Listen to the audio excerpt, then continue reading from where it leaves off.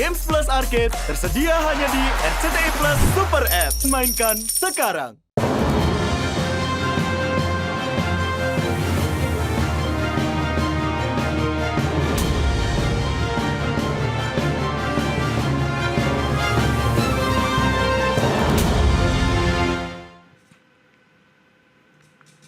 Ya, halo pemirsa, apa kabar Anda? Langsung dari studio IDX Channel Jakarta, saya Prasetyo Wibowo kembali hadir dalam Market Review yang akan mengupas isu-isu yang menjadi penggerak ekonomi Indonesia. Dan kali ini kita akan membahas dari sektor energi, di mana pemerintah masih terus berupaya bagaimana mengembangkan, memanfaatkan teknologi nuklir sebagai salah satu alternatif sumber energi listrik di Indonesia. Seperti apa nanti realisasinya dan kondisi terakhirnya, langsung saja kita mulai Market Review selengkapnya.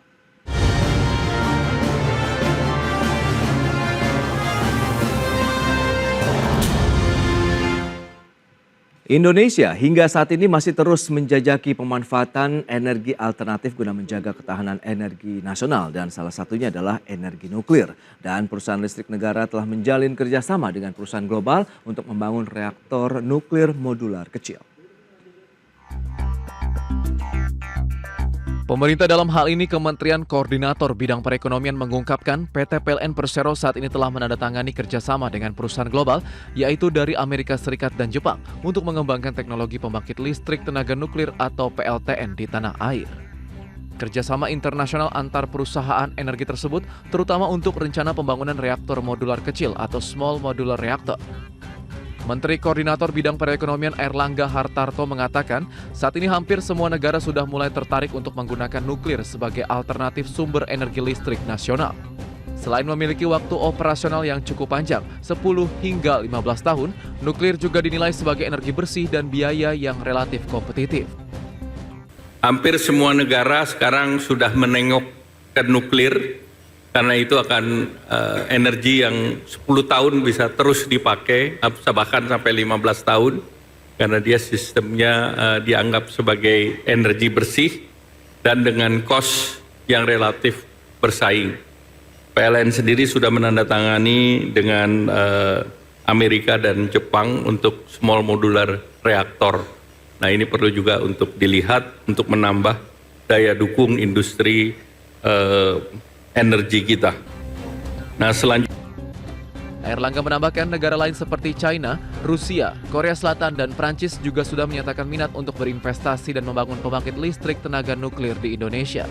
Jakarta, Tim Liputan IDX Channel. Ya, pemirsa, untuk membahas tema menarik kita kali ini, menilik kesiapan Indonesia bangun pembangkit listrik tenaga nuklir, kita sudah tersambung melalui Zoom bersama dengan Ibu Nur Samsi Syam. Beliau adalah pengawas radiasi ahli media, Direktorat Pengaturan Pengawasan Instalasi dan Bahan Nuklir Bapeten atau Badan Pengawas Tenaga Nuklir. Ya, halo, apa kabar Ibu Nur? Halo, selamat pagi, kabar baik, Pras. Baik, terima kasih juga atas waktu yang disempatkan, dan sebelum membahas lebih jauh kita akan meminta review terlebih dahulu nih dari Bapeten ya terkait dengan pelaksanaan transisi energi di Indonesia. Hingga saat ini sudah di posisi yang mana? Mengingat ini juga selalu menjadi fokus pemerintah belakangan ini. Baik, dari sisi Bapeten kami kebetulan juga selalu mengikuti berbagai pembahasan untuk transisi energi ini, termasuk juga dengan pembahasan RUU energi baru dan energi terbarukan, yang mana di sana energi nuklir juga menjadi salah satu hal yang dibahas di dalam RUU tersebut. Selain itu juga kita melihat bahwa di Undang-Undang 59 tahun 2024 tentang RPJPN, Rencana Pembangunan Jangka Panjang Nasional, transisi energi juga sudah ditekankan dalam setiap fase sampai dengan Indonesia Emas 2045, dan PLTN adalah salah satu yang masuk dalam transisi energi nasional tersebut.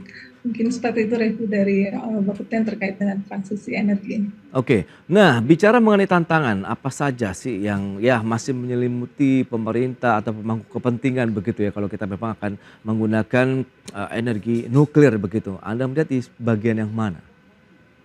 Kalau dari sisi tantangan yang kita hadapi sekarang, memang Bapeten sejak dibentuk 1997 sebenarnya sudah menyiapkan berbagai regulasi maupun sistem untuk perizinan, review keselamatan dan lain-lain dari PLTN ini. Oke. Namun memang yang menjadi tantangan mungkin bisa kita lihat dari sisi infrastruktur dan juga teknologi PLTN ini memang terus berkembang gitu ya untuk mengikuti semakin meningkatkan keselamatannya. Dan ini menjadi satu tantangan yang perlu kita hadapi.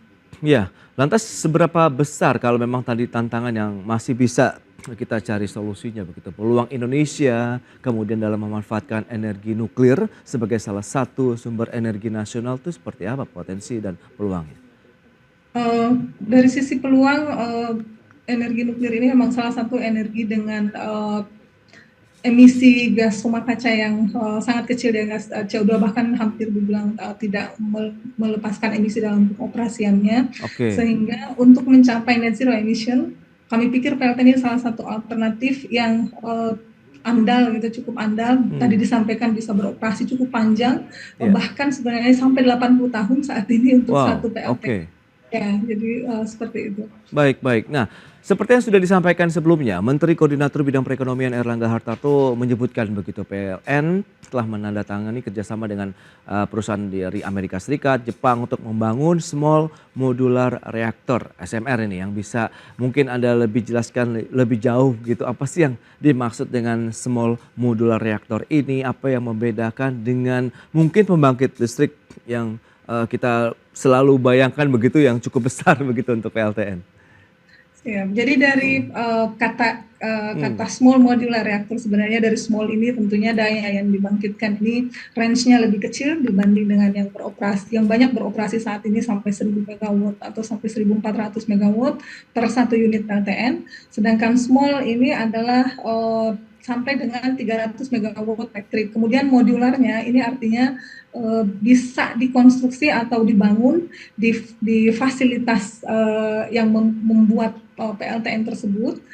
Di sana sudah siap, tinggal diangkut dibawa ke lokasi di mana akan dioperasikan. Kalau PLTN yang besar saat ini itu dikonstruksi di lokasi yang telah ditentukan, sedangkan modular ini dikonstruksi misalnya di Amerika. Jika nanti yang memproduksi PLTN ada Amerika, dibangun sudah rakit di sana istilahnya, kemudian dibawa ke Indonesia seperti itu. Atau kalau kita produksi sendiri nanti di lokasinya misalnya di Jakarta akan dibangun di Kalimantan, seperti tinggal dibawa ke sana. Jadi modularnya seperti itu. Jadi selain dayanya kecil, juga sudah compact, tinggal dipasang saja istilahnya seperti itu. Oke, jadi ibarat kita seperti membeli produk begitu, jadi bentuk jadi yang sudah dikirim kemudian tinggal diinstalasi saja begitu?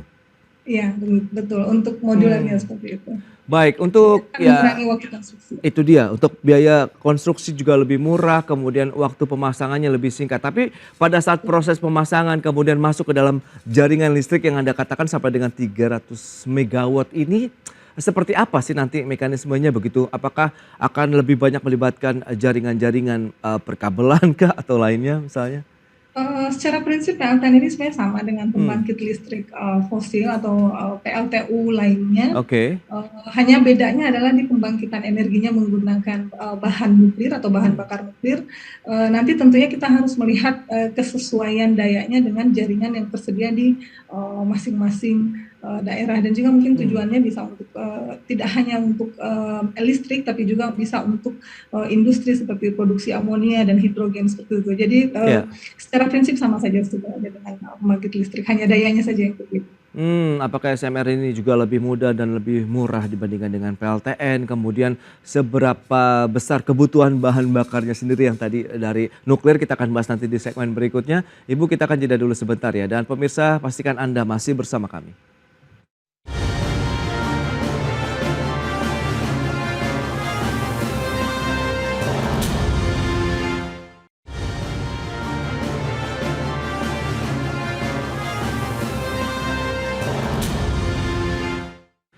Ya, terima kasih Anda masih bergabung bersama kami dalam Market Review dan pemirsa berikut ini kami sampaikan data untuk Anda terkait dengan payung hukum dari energi nuklir di Indonesia sebagai sumber tenaga listrik nasional. Ya, data selengkapnya bisa Anda saksikan di layar televisi Anda. Ada Undang-Undang Nomor 17 Tahun 2007 tentang Rencana Pembangunan Jangka Panjang Nasional tahun 2005 sampai dengan 2025. Kemudian Peraturan Pemerintah Nomor 79 Tahun 2014 tentang Kebijakan Energi Nasional. Dan PP nomor 14 tahun 2015 tentang Rencana Induk Pembangunan Industri Nasional 2015 sampai dengan 2035. Kemudian PP nomor 22 tahun 2017 tentang Rencana Umum Energi Nasional dan Rencana Usaha Penyediaan Tenaga Listrik Nasional PLN tahun 2021 sampai dengan 2030. Berikutnya ada beberapa rencana dari pengembangan proyek PLTN maksud saya di Indonesia. Yang pertama ada PLTN di Bangka Belitung, ini perusahaannya ada PT Thorcon Power Indonesia, kapasitas sekitar 500 MW, targetnya tahun 2032 begitu bisa beroperasi, statusnya masih studi tapak ya. Kemudian berikutnya ada Small Modular Reaktor Nuklir di Kalimantan Barat dari PT PLN Indonesia Power, ini tadi sudah disampaikan masuknya di kategori SMR tadi, target tahun 2030, status masih studi pengembangan di Kabupaten Bengkayang, Kalimantan Barat. Kerjasama dari Kemenko Perekonomian, BRIN, PLN, kemudian dari USTDA dan NuScale Power Rusia.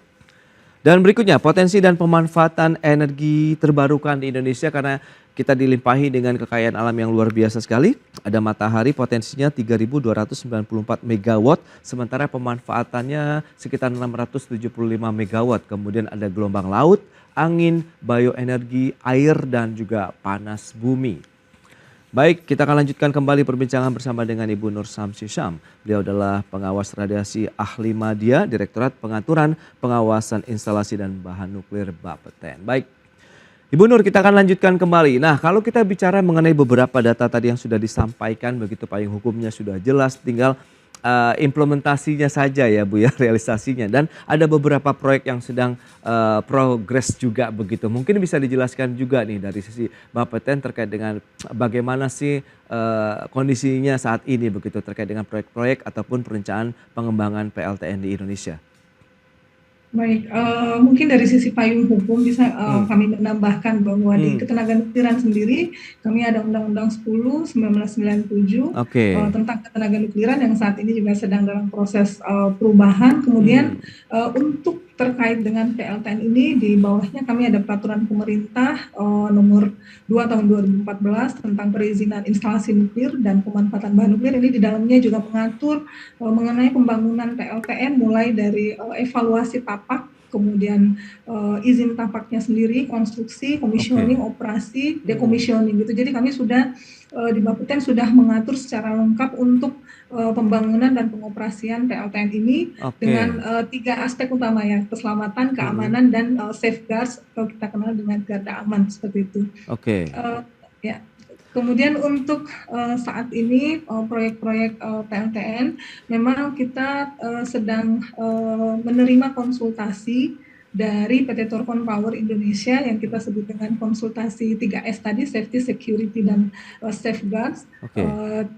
Juga dengan desain dari PT Thorcon Power tersebut. Selain itu juga kita sedang membahas, sebelumnya sudah ada diskusi mengenai lokasinya sendiri dan saat ini mereka sudah menentukan tadi di Bangka Belitung. Ini perlu mereka review lebih lanjut dari kesiapan lokasi tersebut dari aspek misalnya kegempaan, kemudian vulkanologi, kemudian meteorologi. Ada 6 aspek yang mereka harus evaluasi lebih rinci di Bangka Belitung ini untuk memastikan bahwa daerah tersebut layak untuk dibangun PLTN, artinya jika dibangun tidak akan berdampak terhadap masyarakat dan lingkungan dari sisi keselamatan dan keamanan tadi seperti itu. Jadi berdasarkan informasi dari PT Thorcon ini mereka akan mengajukan permohonan persetujuan evaluasi tapak. Jadi kita akan memeriksa terlebih dahulu apa saja yang akan dilakukan di sana. Selain itu juga kami sebagai pemerintah juga melakukan sosialisasi kepada masyarakat di Bangka Belitung, khususnya di wilayah di sekitar calon lokasi PLTN ini, Ya, seperti itu. Baik, yang menarik kalau kita bicara mengenai pembangkit listrik tenaga nuklir begitu. Dari tahun-tahun yang sudah cukup lama begitu kita tahu juga kan resistensi masih ada begitu di masyarakat. Dan saat ini kondisinya bagaimana? Apakah masyarakat sudah bisa menerima kehadiran misalnya ada PLTN, kemudian kita tahu dan semakin masif juga literasi yang diberikan terkait dengan pemanfaatan energinya yang tadi sudah diberikan begitu bahwa ini besar daya listriknya, kemudian tidak menghasilkan apa tadi hasil residu ataupun hasil olahan begitu ya dari satu PLTN itu, Bu. Ya baik, jadi sebenarnya sebelumnya waktu itu kita ada Badan Tenaga Nuklir Nasional (BATN) ya, Iya, yang memang juga instansi pemerintah di bidang ketenaga nukliran. betul. Kalau kami pengawas, kalau di sana mungkin Iya. pelaksananya, mereka sudah melakukan survei ke masyarakat, namun sudah cukup lama ya, mungkin di tahun 2016. Waktu itu Oke. dengan responden di seluruh Indonesia sepertinya mungkin sekitar 4 ribuan responden. Ini saya tidak ingat persis datanya, tapi kalau Oke, tidak oke. salah kita 70-an%, di atas 70-an% sebenarnya masyarakat Indonesia sudah terbuka atau menerima nuklir tersebut, karena saya pikir edukasi masyarakat juga semakin meningkat, mereka semakin paham bahwa ini adalah suatu teknologi yang memang Bapeten bertugas untuk memastikan bahwa pemanfaatan teknologi nuklir ini akan selamat dan aman bagi masyarakat maupun bagi lingkungan seperti itu. Di Bangka sendiri kalau kami melakukan sosialisasi dengan warga di sekitar, pada prinsipnya mereka hanya menekankan bahwa istilahnya mata pencaharian mereka tidak akan terganggu dengan pembangunan pembangkit listrik ini, kemudian Oke. melihat bagaimana manfaatnya nanti kepada mereka sendiri dari setelah adanya pembangkit listrik tenaga nuklir. Baik, yang menarik dengan terus berkembangnya teknologi nuklir, kemudian sekarang SMR yang sedang hit juga nih ya, sedang booming begitu. Nah, ini apakah lebih cocok di Indonesia? Karena tadi sudah disampaikan ada yang ini lebih mudah, lebih murah begitu dengan kapasitas instalasi juga yang tidak terlalu rumit begitu dibandingkan dengan membangun PLTN, Bu. Ya, jadi memang tergantung kebutuhan listrik sendiri ya kalau Ya. di Indonesia. Kalau mungkin untuk daerah-daerah industri, jika memang kebutuhannya besar, mungkin akan lebih cocok menggunakan pembangkit listrik dengan daya besar tadi. Tapi untuk daerah-daerah yang remote gitu ya, Oke. agak jauh, kemudian kebutuhan listriknya tidak terlalu besar, selain small modular, ada lagi di bawahnya bahkan mikro gitu ya, yang hanya udah sampai Oke. 30 megawatt seperti itu. Nah, nanti kita Iya, akan iya, iya. sesuaikan dengan kebutuhan di lokasi masing-masing seperti itu. Baik, baik, ini menarik. Dan kalau kita tahu bagaimana sih tadi mekanismenya, bagaimana pemanfaatannya dan kesiapan dari SDM kita akan bahas lagi nanti di segmen berikutnya. Kita akan jeda kembali sebentar ya, Bu Nur dan pemirsa. Kami akan segera kembali usai pariwara berikut ini.